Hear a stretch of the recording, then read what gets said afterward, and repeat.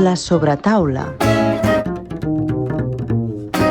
Bona tarda, Isona. Què tal? Bé, i tu com estàs? Aquí, a l'Ateneu, en aquest pati meravellós, què més vols? Bueno, t'has convertit en la primera presidenta de la història de l'Ateneu barcelonès. Com t'hi trobes? Home, jo m'hi trobo molt bé perquè des dels 16 anys que n'era sòcia, però em sembla tan surrealista que hagin passat 160 anys perquè hagi de ser jo la primera dona, que vol dir lo malament que ha anat al món. I feia molt que hi pensaves, en presidir l'Ateneu? Mai. És que no hi havia pensat mai. I venia de molt jove, vaig estudiar tota la carrera en aquesta biblioteca magnífica.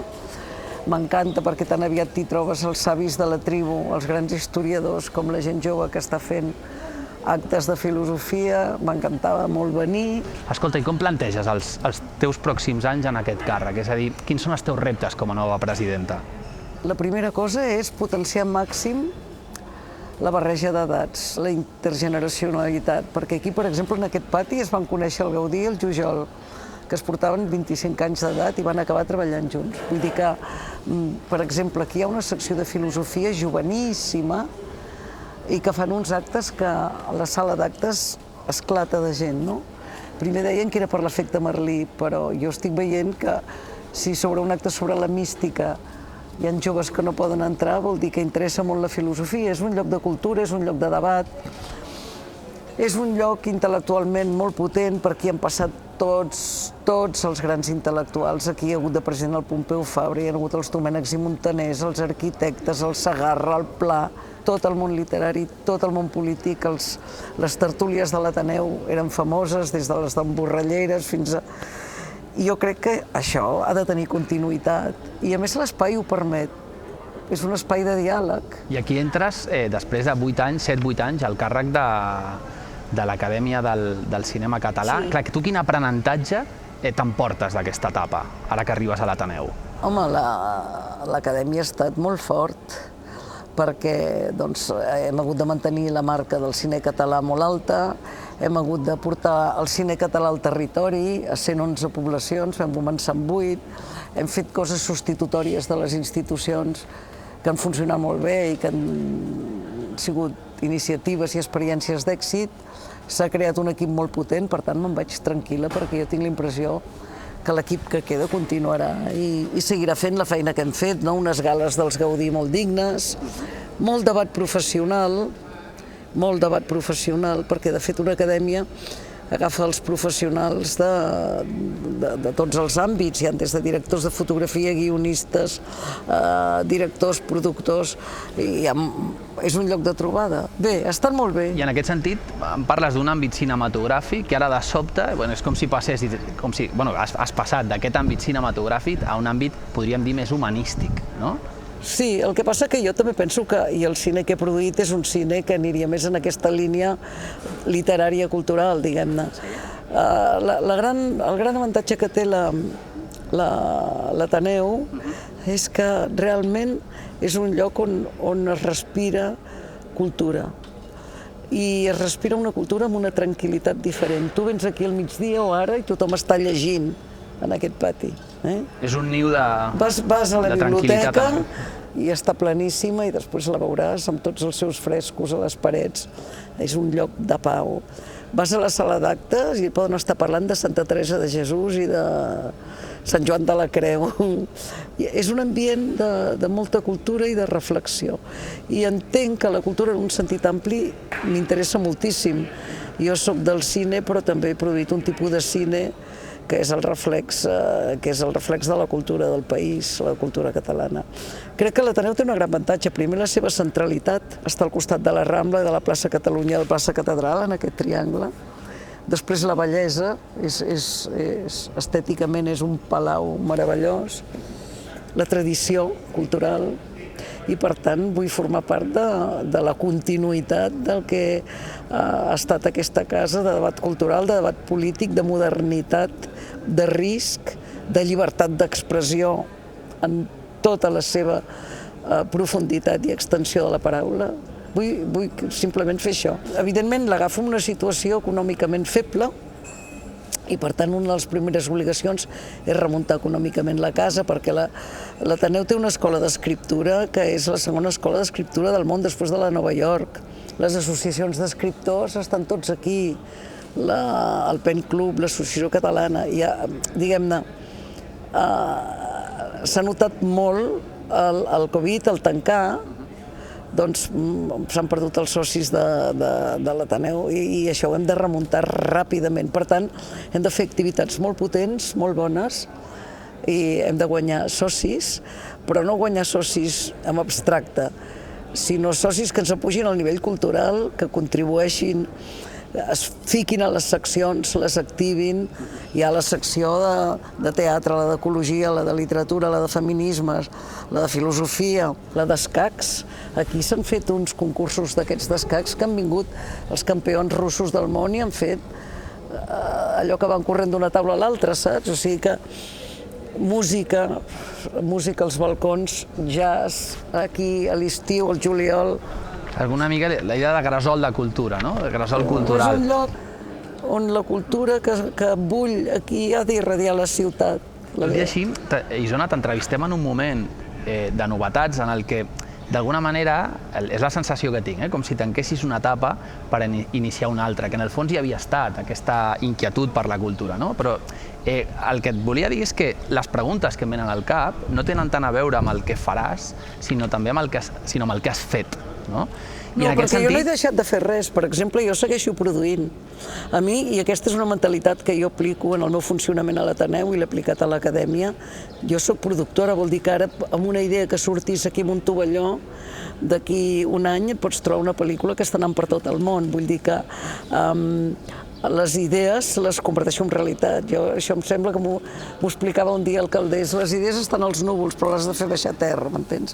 Llavors jo sempre he sigut de fer baixar les idees a terra i per tant continuo fent-ho. No he deixat l'acadèmia, que és un treball associatiu, però continuo produint. Enllaço amb un altre treball associatiu que té molt a veure amb les meves preocupacions estètiques, artístiques, literàries, intel·lectuals. És tota una continuïtat, jo no veig etapes. La gent m'insisteix molt en etapes i l'altre dia que em van donar aquest premi al Barcelona Film Festival diu, és un colofó, i dic, no és un colofó de res. Ja que has comentat el premi honorífic que t'han donat al BCN Film Fest, on el posaràs aquest premi? Estèticament és molt bonic. És un llibre obert perquè passa per Sant Jordi amb el Panot de Barcelona. Saps què passa? Potser perquè es fa un gran abús amb les pel·lícules. Vas als festivals i et van donant premis i premis i premis. Jo prefereixo que els donin a les meves pel·lícules que a mi. Si els donen a les meves pel·lícules, els donen a un fet que va endavant, que es vendrà a tot el món, que es vendrà a les plataformes, que anirà a festivals. Si me'ls donen a mi, es queden amb mi. Clar, comentaves els documentals que has fet, les produccions on has estat involucrada, és a dir, hi ha una llarga trajectòria al teu darrere, des de títols com Ençà, Capa Negra, Incerta Glòria, documentals com Catalunya-Espanya, L'endemà. Productora segur, però tornarem a veure una Isona directora? No tinc especials ganes, per mi, el més creatiu que he fet a la meva vida no és dirigir, és produir.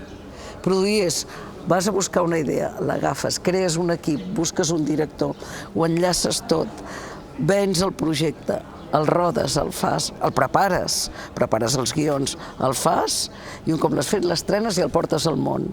Escolta'm, jo no crec que hi hagi res més creatiu que això. I dirigir, sí, un director pot fer el mateix, però ha de buscar un productor, s'ha d'adaptar a les limitacions de la producció. Jo també m'hi adapto, les limitacions, però està molt més supeditat. La llibertat que jo tinc de creació, de generar projectes, jo defenso molt aquesta idea tan europea del productor creador. I que va molt de la mà, no? Ja que seguim parlant de cinema, parlem de gustos també, no? És a dir, si jo et pregunto quina és per tu d'aquesta temporada la pel·lícula imprescindible, la que t'ha arribat més, què em diries? Em costa moltíssim. Entre altres coses perquè m'ha anat menys al cine. I vaig anar molt just quan es va obrir la veda. Jo no sóc molt de mirar, a mi m'agrada anar a les sales. Jo crec que el lloc on es veu bé el cine és a les sales, amb silenci, amb una pantalla neta, amb un bon so. Si plores, plores amb tothom, si rius, rius amb tothom, si passes por amb tothom. Llavors ha estat un any molt estrany. Vaig fer vaig anar molt seguit quan es va obrir les sales, ara m'he encallat una mica més amb l'arrencada de l'Ateneu, però no em facis dir una pel·lícula en concret, és com quan em diuen un llibre. He llegit molt, això sí que ho he fet. Què ens recomanaries? Alguna lectura que t'hagi arribat, de les que has... He llegit La drecera, del Martín, ara que he estat de jurat del Premi Ramon Llull, m'agrada molt el llibre del Gerard Quintana, L'home que va viure 2 vegades. He llegit molta literatura catalana perquè sempre estic buscant El càstig, també em va fer molta gràcia. Sempre estic buscant temàtiques per fer pel·lis. Aquí també la inspiració per poder adaptar, no? Com a productora, de M'agrada molt poder-te veure adaptar. en un nou projecte... De fet, s'ha anat convertint en la meva especialitat. Quan em fan fer conferències, això és del llibre a la pantalla, de la literatura al cine. S'ha convertit molt en la meva especialitat i treballo amb guionistes que saben fer la transposició o que a mi m'agrada com la fan. Seguim parlant de gustos, és a dir, un director de referència, amb qui penses?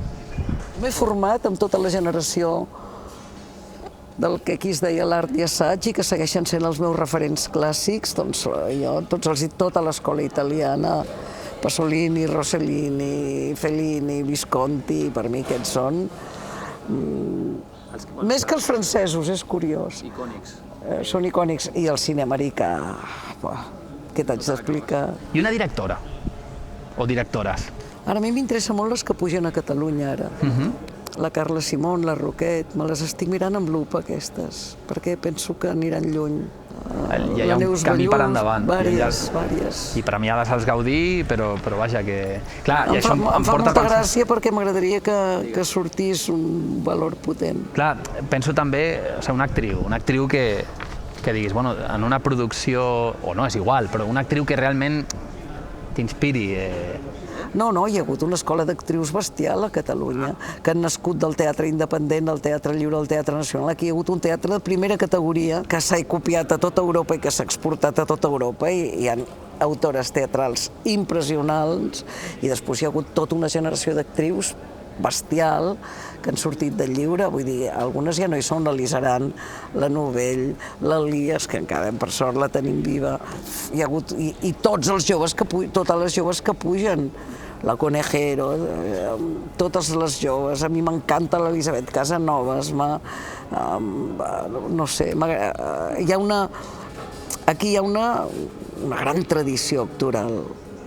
I la prova és, mira, que ara estan anant tots a Madrid perquè aquí ens hem quedat sense indústria i si no ho arreglen, però tu obres qualsevol pel·lícula, qualsevol sèrie de Madrid i veuràs que tots són actors i tècnics catalans. Clar, en aquest sentit, ja aprofito per preguntar-te, no? Quina és per tu la situació actual del cinema català? No, ja l'he denunciat i ho he explicat 50.000 vegades. Jo crec que les institucions han badat perquè en un moment on es fa més cine que mai, on es produeix més cine que mai al món, Catalunya ha quedat endarrere i perquè el cine i l'audiovisual han acabat vehiculant-ho tot i ha estat el mitjà d'expressió per on s'ha vehiculat més cultura. I amb molt poc que facin han de fer venir les plataformes aquí, que sembla que ho estan intentant ara amb les ajudes europees, i s'ha d'ajudar, com ajuden tots els estats, a que es produeixi, perquè tenim el talent, tenim els actors, les escoles, i venim d'una tradició publicitària que era de les més importants del sud d'Europa, hi ha els tècnics, tenim les hores de sol, tenim la diversitat de paisatge en pocs quilòmetres, vull dir que hi és tot per fer una indústria perfectament competitiva i que podria compensar una mica el tap turístic que tenim. No paro de dir-ho i de repetir-ho, suposo que de vegades em diuen que em fan cas, però ho hem d'anar veient. Clar, i què passa amb el paper del govern, no?, davant de tot això? A veure si surt bé aquesta operació de que fons europeus vinguin a Catalunya per crear un centre amb platós i...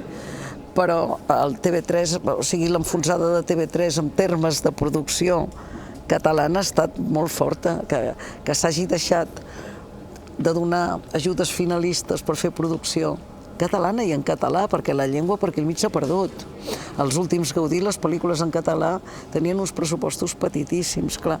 He hagut de denunciar-ho molt, tot això, però ara comença una nova etapa que ho resolguin d'una vegada. Perquè mira que els ho hem explicat i ho tenen clar, doncs que ho resolguin. Ara que dius tot el tema de denunciar aquesta situació, em ve el teu discurs i el teu segon discurs pràcticament als Premis Gaudí, no? Que és el moment doncs, que molts de nosaltres, tothom recorda. En aquest sentit, quin balanç fas dels Premis Gaudí 2021? Home, els Premis Gaudí és veritat que han guanyat molt prestigi. Les acadèmies fan els premis perquè la gent vegi el reflex del cine del seu país, que voten els professionals entre ells i, per tant, els que hi entenen més. S'ha mantingut molt alta la imatge de marca del cine català. Això hauria de correspondre amb una voluntat de les institucions de que hi hagués un cinema i un audiovisual català molt potent. Com et dic, això s'aconsegueix amb ajuts institucionals i amb participació de les televisions i amb infraestructures. Aquesta entrevista també l'hem plantejat per gent que quan li diu cinema català no sap ben bé què vol dir això de cinema català. Per això et volia preguntar, què necessita una pel·lícula per considerar-se cinema català? Mira, cinema català és senzillament el que està inscrit a la Generalitat de Catalunya, que vol dir que té un mínim de capital català, un mínim, es demana un mínim, em sembla que és un 20%. Però si tu te'l mires, té una especificitat, té un caràcter molt determinat. L'altre dia parlava amb un productor de Madrid que justament va anar al Barcelona Film Festival i diu m'estic apropant a fer cine català. I dic, què és? Diu, doncs, és agafar un cine amb pocs actors, que va molt a fons, no sé què, i dic, però tu ho estàs fent perquè això a Catalunya hem arribat a aquesta imatge de marca perquè hem tingut pocs recursos. Però també tenim Balagueró, també tenim JJ Bayona, vull dir que el cine català és el cine produït a Catalunya, però el cine està molt globalitzat, el Bayona està rodant als Estats Units, vull dir que el que passa que sí que és veritat que totes les cinematografies tenen un cinema que realment les defineix molt, la francesa, la italiana i la... I ja que dius de Jaume Balagueró, no és el mateix Jaume Balagueró de Rec que de Mientras duermes, no? És a dir, aquí pots veure que el cinema català pot jugar a dos pressupostos molt contrastats. Mientras duermes és una pel·lícula extraordinària per mi. És de les pel·lícules que he passat més por de la meva vida. També et volia preguntar, dins aquests dubtes que pot tenir la gent, l'Acadèmia del Cinema Català, quina és exactament la seva funció? Com la descriuries? Com totes les acadèmies neixen per potenciar les seves cinematografies i apropar-les al seu públic. Totes, és a dir, nosaltres estem dintre de l'Acadèmia Europea. El Wim Wenders, sempre ho explico, en el seu discurs, a l'últim que jo vaig anar, abans de la pandèmia, va dir quin és el llenguatge d'Europa, la traducció, quin és el cine, quina és la cultura europea, la diversitat. Europa es defineix per la diversitat, que vol dir respecte a la mirada de l'altre, entendre que l'altre pot pensar diferent, respectar les cultures i les llengües en la seva totalitat, no pensar que una llengua és superior a l'altra ni que una cultura és superior a l'altra. I me'n recordo que va ser molt bo perquè va dir, i em sap greu pels anglesos, hi havia el Ken Loach, que va agafar el micro i va dir, perdó, jo rodo en anglès. Jo el missatge del Wim Wenders l'explico a tot arreu i a tota hora. I ara hem creat l'Associació d'Acadèmies Ibèriques en Portugal a dins, justament per explicar a Espanya, és nou, ja fa 3 o 4 anys, però ara vindran aquí i faran una trobada a Barcelona per explicar a Espanya la diversitat de cultures que hi ha. I a més en Portugal, que és molt bonic, és el vell somni de l'iberisme, de la federació. Això, mira, l'altre dia que feia anys que s'havia proclamat la República, el Macià proclamava la República Catalana l'any 31 dintre de la Federació de Repúbliques Ibèriques. Imagina't, quin somni. Doncs aquesta mentalitat de diversitat europea és que a Espanya no s'aplica. Però bueno. Clar, i ja que dèiem els Premis Gaudí, no? És a dir, com funcionen en si? Quin és el mecanisme dels Gaudí? Com tots els premis, com tots els premis. Les pel·lícules inscrites a l'any les voten els professionals, que són, l'Acadèmia ara deu tenir com uns 500 persones adherides, i voten el que els agrada més de la fotografia, del vestuari, del maquillatge, dels efectes especials, de la direcció. I qui vota? Qui vota? els membres de l'acadèmia, clar, com a tot arreu. L'acadèmia la forma el sector cinematogràfic, i el sector cinematogràfic vota les pel·lícules de l'any, i llavors sobre aquests vots surten les finalistes i les guanyadores, i llavors es fa una gran promoció d'aquestes que ha triat el sector i es porta a la població en general a través de les gales. Normalment quan es guanya amb una gala la pel·lícula es torna a veure o es veu més.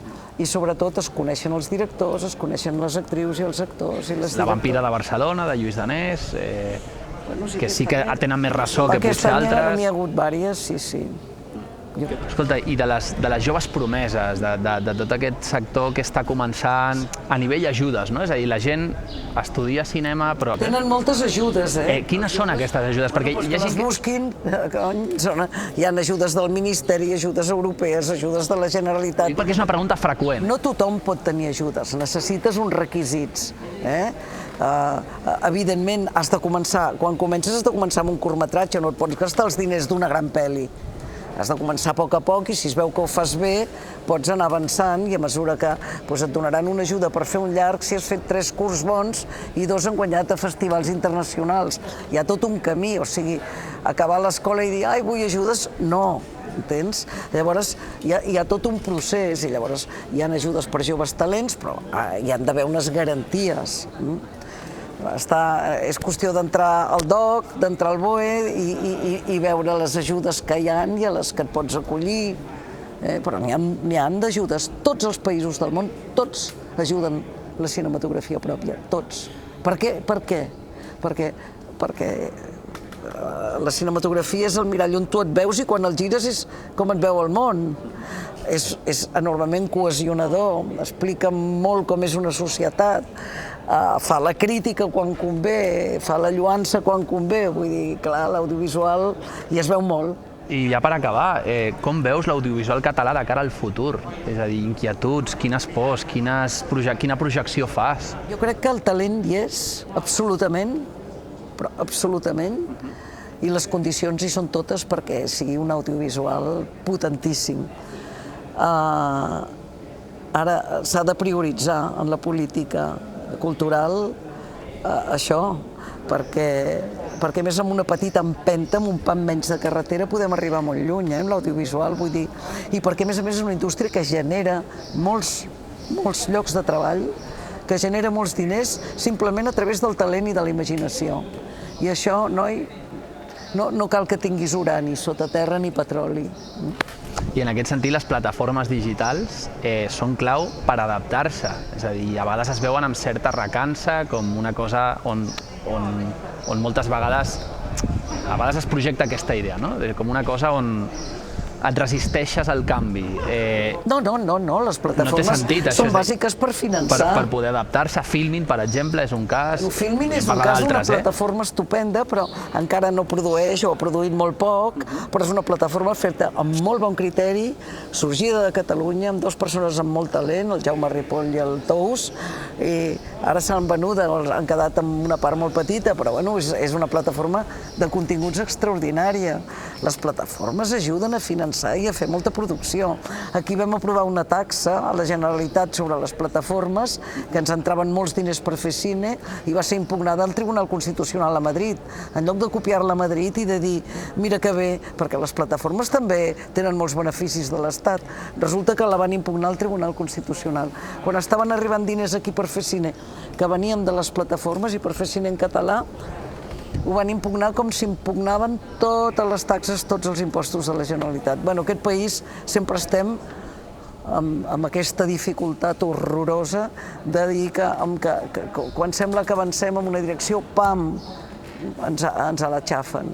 Això no vol dir que no ens haguem d'espavilar, però bueno, en aquest cas ens havíem espavilat i molt i havíem fet una mesura similar que feien a molts llocs d'Europa i que en lloc de copiar-la ha quedat avortada, amb la qual cosa les plataformes han campat lliures però no han volgut. Doncs ja per acabar, només donar un missatge mirant a càmera, i aquest missatge sobretot pels professionals, els i les professionals del cinema, que evidentment t'has adreçat a ells en moltes ocasions i sobretot el que tenim més fresc és la part de...